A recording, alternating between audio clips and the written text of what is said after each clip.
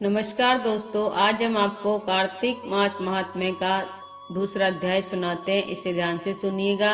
सिमर चरण गुरुदेव के लिखूं शब्द अनूप, कृपा करे भगवान सच्चिदानंद स्वरूप। भगवान श्री कृष्ण आगे बोले, हे प्रिय, जब गुणवती को राक्षस द्वारा अपने पति एवं पिता के मारे जाने का समाचार मिला तो वह विलाप करने लगी। हे नाथ, हे पिता, मुझको त्याग कर तुम कहाँ चले गए? मैं अकेली स्त्री तुम्हारे बिना अब क्या करूं?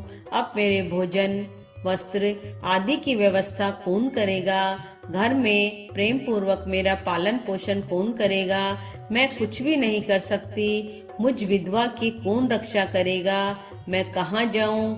मेरे पास तो अब कोई ठिकाना भी नहीं रहा। इस प्रकार विलाप करते हुए गुणवती चक्कर खाकर धरती पर गिर पड़ी और बेहोश हो गई।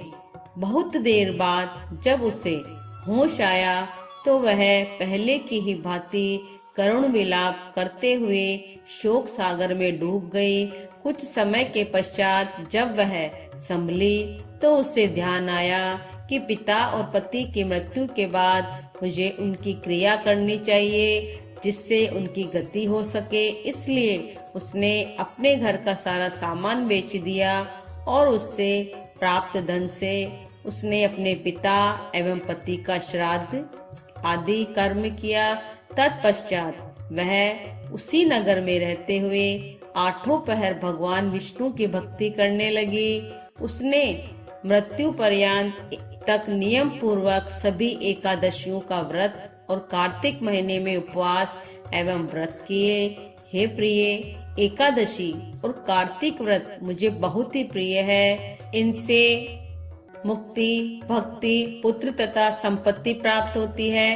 कार्तिक मास में जब तुला राशि पर सूर्य आता है तब ब्रह्म मुहूर्त में उठकर स्नान करने व व्रत व उपवास करने वाले मनुष्य मुझे बहुत प्रिय है, क्योंकि यदि उन्होंने पाप भी किए हैं तो भी स्नान व व्रत के प्रभाव से उन्हें मोक्ष प्राप्त हो जाता है।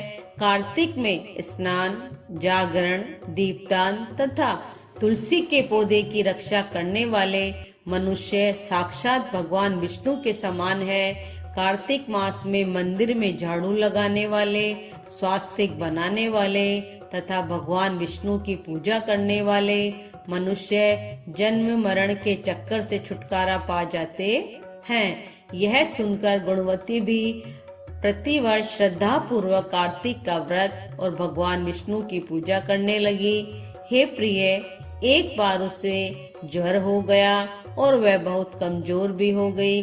फिर भी वह किसी प्रकार गंगा स्नान के लिए चली गई। गंगा तक तो वह पहुंच गई, परंतु शीत के कारण वह बुरी तरह से कांप रही थी। इस कारण वह शिथिल हो गई। तब मेरे दूत उसे मेरे धाम ले गए। तत्पश्चात ब्रह्मा आदि देवताओं की प्रार्थना पर जब मैंने कृष्ण का अवतार लिया तो मेरे गण भी मेरे साथ इस पृथ्वी पर आए, जो इस समय यादव है। तुम्हारे पिता पूर्व जन्म में देव शर्मा थे तो इस समय सत्रजीत है। पूर्व जन्म में चंद्र शर्मा जो तुम्हारा पति था वह डाकू है। और हे देवी, तू ही वह गुणवती है। कार्तिक व्रत के प्रभाव के वरण ही तू मेरी अर्धांगिनी हुई है। पूर्व जन्म में तुमने मेरे मंदिर के द्वार पर तुलसी का पौधा लगाया था। इस समय वह तेरे महलों के आंगन में कल्प वृक्ष के रूप में विद्यमान है। उस जन्म में जो तुमने दीपदान किया था उसी कारण तुम्हारी देह इतनी सुंदर है और तुम्हारे घर में साक्षात लक्ष्मी का वास है, क्योंकि तुमने पूर्व जन्म में अपने सभी व्रतों का फल पति स्वरूप विष्णु को अर्पित किया था। उसी के प्रभाव से इस जन्म में तुम मेरी प्रिय पत्नी हुई हो।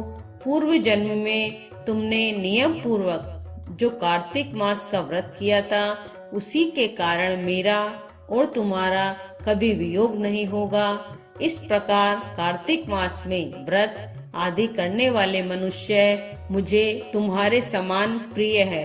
तुम दूसरे जप, तप, यज्ञ, दान आदि करने से प्राप्त फल कार्तिक मास में किए गए व्रत के फल से बहुत थोड़ा होता है, अर्थात कार्तिक मास के व्रतों का 16वां भाग भी नहीं होता है। इस प्रकार सत्यभामा भगवान विष्णु के मुख से अपने पूर्व जन्म के पुण्य का प्रभाव सुनकर बहुत प्रसन्न हुई।